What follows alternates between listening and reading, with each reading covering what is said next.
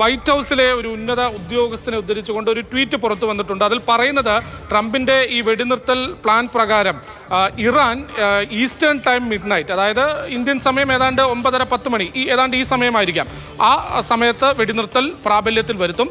Israel ആവട്ടെ അത് കഴിഞ്ഞ് 12 മണിക്കൂർ 12 hours later noon eastern time, അതായത് 12 മണിക്കൂർ കഴിഞ്ഞ് രാത്രി, ഇന്ന് നമ്മുടെ ഇന്ത്യൻ സമയം രാത്രി 9:30, ആ തരത്തിലാണ് ഇപ്പോൾ ഒരു പ്രതികരണം വരുന്നത്. അതായത് ഇറാൻ ഇന്ത്യൻ സമയം 9:30-10 മണിയോട് അടുപ്പിച്ച് ഒരു പക്ഷേ ഈ സമയത്തായിരിക്കാം വെടിനിർത്തൽ അംഗീകരിക്കും.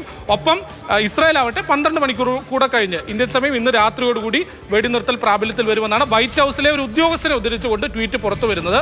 ഇത് ഒരുപക്ഷെ രാജ്യങ്ങൾ 2 സമയത്ത് വെടിനിർത്തൽ പ്രാബല്യത്തിൽ കൊണ്ടുവരിക, കാരണം ഈ സമയത്തും ആക്രമണങ്ങൾ നടക്കുകയും ചെയ്യുന്നുണ്ട്. ഉണ്ട്, ഈ സമയം ആക്രമണം നടക്കുകയാണ്.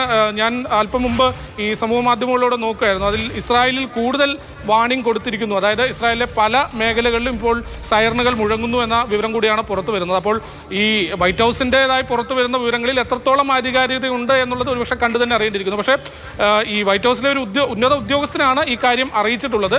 ഒരു പക്ഷേ വരുന്ന മണിക്കൂറുകളിൽ ഇറാൻ അതിന് തയ്യാറാകുകയും സ്വാഭാവികമായി അടുത്ത 12 മണിക്കൂറിന് ശേഷം ഇസ്രായേലും ഇതിനോട് യോജിക്കുകയും ചെയ്തു കഴിഞ്ഞാൽ ഇന്ന് രാത്രിയോടെ ഇന്ത്യൻ സമയം ഇന്നത്തെ ദിവസത്തോടെ ഒരുപക്ഷെ ഈ രക്തരൂക്ഷിതമായ സാഹചര്യത്തിന് താൽക്കാലികമായി ആണെങ്കിൽ പോലും ഒരു പരിഹാരം കണ്ടേക്കാം.